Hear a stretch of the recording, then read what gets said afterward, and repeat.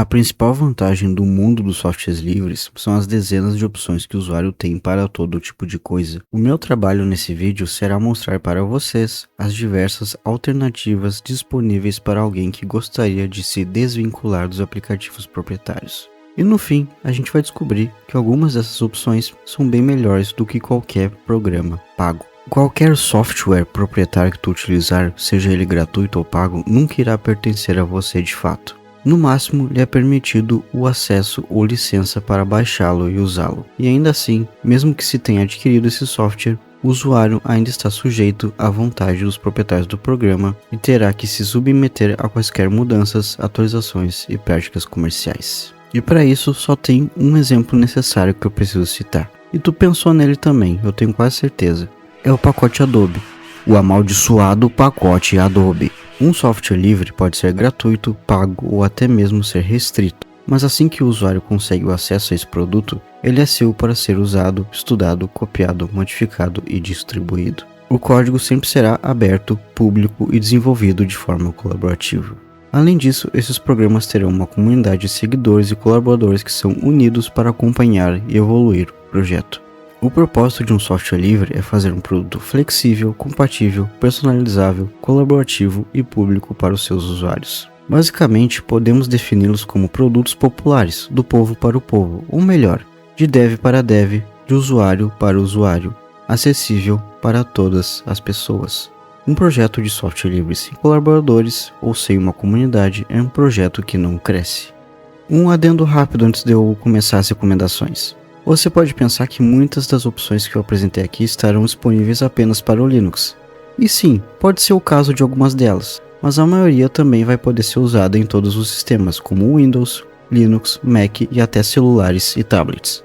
Pacotes de escritório são essenciais para qualquer um que tenha que lidar com escrita, documentação, tabelas, cálculos, apresentações e outras papeladas gerais. E eu tenho certeza que tu aí já utilizou alguma versão do pacote Office da Microsoft para qualquer um desses propósitos. E a verdade é que eles são bons e servem muito bem para a maioria das pessoas. Porém, eles têm uma barreira que é o seu custo, e até tem uma versão gratuita, mas ela é bem limitada.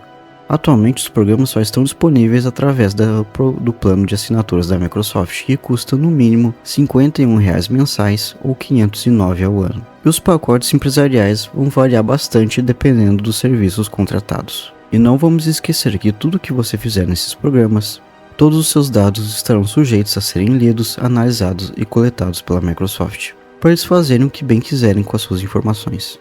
Mas algum de vocês aí devem estar pensando: é só a gente usar os serviços do Google que são gratuitos. E sim, eles são de graça e muito simples de se usar. Essa simplicidade deixa eles um pouco limitados, carecendo de opções e ferramentas mais complexas. A maior vantagem deles é a facilidade de compartilhar arquivos e documentações. Tudo isso vai estar nos servidores da Google. E se eles quiserem, eles podem derrubar ou sumir com seus arquivos caso haja a necessidade. E por mais que eles afirmem que os seus documentos estão seguros, se alguém malicioso conseguir invadir sua conta, tudo no seu Drive vai poder ser lido. Inclusive, a própria Google leu seus arquivos e documentos. E assim como a Microsoft, eles vão usar as informações que adquirem dos seus arquivos como bem entenderem. Mas, e se eu te falar que existe uma alternativa tão boa quanto as opções proprietárias que é gratuita, livre e completa?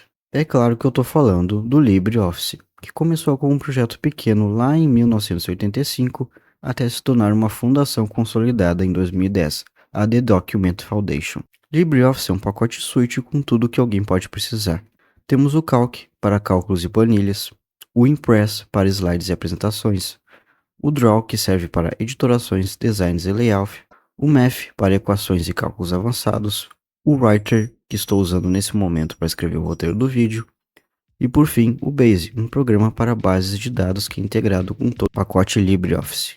Para quem usou versões antigas do Word e do Excel, vai se familiarizar rapidamente com o Libre, já que o design é parecido e a maneira de usar é similar. Ele tem suporte a dezenas de idiomas, inclusive o português brasileiro, com direito a correções, ortografia e dicionário. Pode não ser tão eficiente e atualizado quanto os modelos da Google e da Microsoft, mas ainda são muito bons para a maioria das tarefas que precisam de texto. E se tu acabar precisando de alguma coisa adicional, dá para baixar templates e plugins feitos pela própria comunidade no site oficial do LibreOffice. Outra opção que temos para escritórios é uma que é quase um clone das coisas da Microsoft, que é o OneOffice. Ele oferece uma compatibilidade maior com conversão de arquivos, compartilhamento com outros usuários e tem integração com inteligência artificial e também está disponível para tablets e celulares. Indo para a parte de artes e design, ou seja, coisas como desenho, pintura, edição de imagens, logos e layouts, temos mais algumas opções. O primeiro exemplo não é exatamente um software livre, mas é uma opção viável que pode ser útil caso você tenha um computador fraco ou precisa fazer algo rapidamente. É o Photopea, um editor de imagens totalmente online e gratuito, um clone do Photoshop. Porém, o programa tende a ficar um pouco lento em edições mais pesadas, já que ele depende da internet para funcionar e processar os seus trabalhos. Inclusive dá para usar ele em celulares e tablets. E agora falando dele, o declarado rival do Photoshop que está sempre um pouquinho atrás da concorrência. Um dos bastiões de programas livres que existe desde 1995, o GNU Image Manipulation Program, mais conhecido como GIMP, que bem recentemente lançou sua tão esperada versão 3.0 que revitalizou o programa, deixando ele muito mais próximo de seus rivais contemporâneos. O GIMP sempre causou alguma estranheza por ser diferente e funcionar de uma forma não habitual para muitas pessoas que estão acostumadas com outros programas. Entretanto, o GIMP é livre, ou seja, ele pode ser modificado à vontade. Existem inúmeros plugins, patches e derivações criadas pela comunidade para melhorar e adequar o aplicativo. O maior exemplo disso é o PhotoGIMP, feito pela conhecida equipe do GNU Linux, que o torna mais similar possível ao Photoshop, assim diminuindo o atrito e facilitando o aprendizado de novos usuários. Outra opção que posso oferecer é o Inkscape, que é um pouco mais simples e focado na parte de design vetorial e desenhos. É uma alternativa mais direta a aplicativos como Illustrator e CorelDRAW. Aqui se faz logos, modelos, templates e desenho vetorial. O Inkscape não possui tantos recursos modernos como efeitos 3D, e também ele tem pouca compatibilidade com outras plataformas, mas ele é bem leve e não precisa de uma conexão constante com a internet. Para arte, rabiscos e pintura, a melhor opção que eu posso te dar é o Krita, um software muito bem consolidado e conhecido, dá até mesmo para fazer animações dele. Um programa com muitos recursos e suporte a diversos tipos de dispositivos de mesa. É praticamente um canivete suíço para todos os artistas 2D. Opção ideal se tu quer um software excelente para apenas pintura e desenho. Mas você aí, caro artista 3D, quer um programa que é uma referência mundial, onde dá para fazer praticamente tudo, incluindo coisas como desenho 2D, edição e animação? Ele, que é simplesmente o software que foi usado para produzir, criar e animar um filme que ganhou um Globo de Ouro e Oscar como melhor animação, Flow, o filme do gatinho preto que não possui nenhum diálogo, o melhor pacote 3D gratuito que existe, o famoso Blender. Na parte de edição de áudio e produção musical temos duas principais opções. O clássico Audacity, outra constante no mundo SL há mais de 2 décadas, simples, leve e confiável. Também temos o Ardor, que é um programa mais profissional para arranjos sonoros mais complexos e criação musical. Ele tem uma curva de aprendizado maior e é mais difícil de se usar no geral. Ambos são compatíveis com diversos formatos de som, microfones, instrumentos e dispositivos. E agora, falando da minha área, edição de vídeos, eu sei que muita gente vai acabar optando pelo DaVinci Resolve, que ele é profissional e muito competente, uma ótima opção para edições pesadas que usam VFX e 3D, já que ele foi feito para esse propósito mesmo. Porém, além dele ser proprietário e ter uma versão paga, com recursos exclusivos e uma versão gratuita que é inferior, o DaVinci é um software problemático. Ele é pesado e até hoje tem problemas de compatibilidade com alguns formatos de vídeo, com o MKV, por exemplo, que é muito usado para gravações digitais, e também ele tem coisas como bugs recorrentes, como ele não importar o material de edição direito, ou crashar no momento em que se acessa ou usa alguns efeitos 3D. E no Linux o caso é um pouco pior, pois o suporte que ele tem ao sistema deixa muito a desejar. E instalar ele no Linux pode ser um processo chato e trabalhoso, pois ele depende de bibliotecas adicionais para funcionar, e nem todas as distros terão essas bibliotecas nativamente, o que pode ser uma dor de cabeça ainda maior. Então, por causa disso, a minha escolha de editor de vídeo é o Kdenlive, que ele é um pouquinho mais simples, ele não tem acesso a efeitos de vídeo tão avançados, porém ele tem um workflow mais modular e agradável, e ele é completamente capaz de se fazer edições profissionais. E como ele pertence ao KDE, junto vem o suporte da comunidade. dando para baixar diversos plugins, recursos e até modelos e conjuntos adicionais que são feitos e criados pelos usuários. Outro editor para funções complexas que também é bom para um trabalho mais pesado é o Shotcut, que por exemplo tem suporte a 4K, frames rates alternados e provavelmente é um dos melhores processadores de vídeo dessa lista. E se tu busca algo mais simples e leve, o Flowblade e o OpenShot vão ser os nomes que você vai querer ir atrás. Eles são parecidos com o Movie Maker.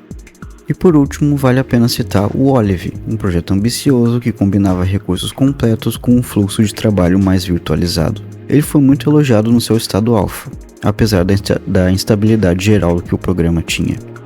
Mas atualmente ele está indisponível, pois o projeto está sendo completamente reformulado pela sua equipe após alguns problemas.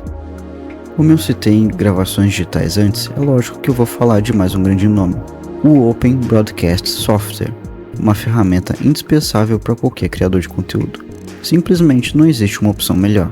Todo e qualquer tipo de captura digital que você quiser fazer, o OBS consegue. Ele te oferece um enorme leque de opções e configurações, fora os plugins e adições feitos pela comunidade. Ah, mas o Stream Elements, ele não é o FUC, uma derivação do OBS? Sim, ele é, e por isso a gente não fala do Stream Elements, beleza? E finalizando, eu vou citar rapidinho mais algumas opções para vocês. Para tarefas, mapas mentais, organizações e anotações, eu recomendo Logseq, Zettler, Zin e Open To-Do List. Leitura digital, livros, quadrinhos e documentos, você vai atrás do OpenComic, Calibre e Ocular. Programação? Então é o VS Code, Vim, NeoVim e Pulsar. Reprodução de vídeo e áudio? Claro, o Rei, o VLC. Quer alguns navegadores? Então dá uma olhada nesses aqui, LibreWolf, Zen, Florp, Tor e Ecosia. Torrent? Deluge e KBitTorrent. Espero que eu tenha conseguido mostrar que realmente existem muitas e muitas opções e alternativas no mundo do software livre. E claro, nem todas vão ser viáveis para trabalho, se compradas as opções mais conhecidas e proprietárias que são usadas como padrão em muitos ambientes. Porém, se tu conseguir mudar pelo menos algumas coisas no seu dia a dia, já é um grande objetivo. E sério, tem muitas mais categorias, opções e aplicações que eu não citei. E se por acaso tu não achou o que queria nesse vídeo, faz uma pesquisa ou pergunta por aí em comunidades de software livre pela internet afora. Eu sou o Leonard Snacks, terminando mais um vídeo. Obrigado por assistir, não esquece de dar um like, se inscrever, comentar e compartilhar. E até a próxima. Valeu, falou!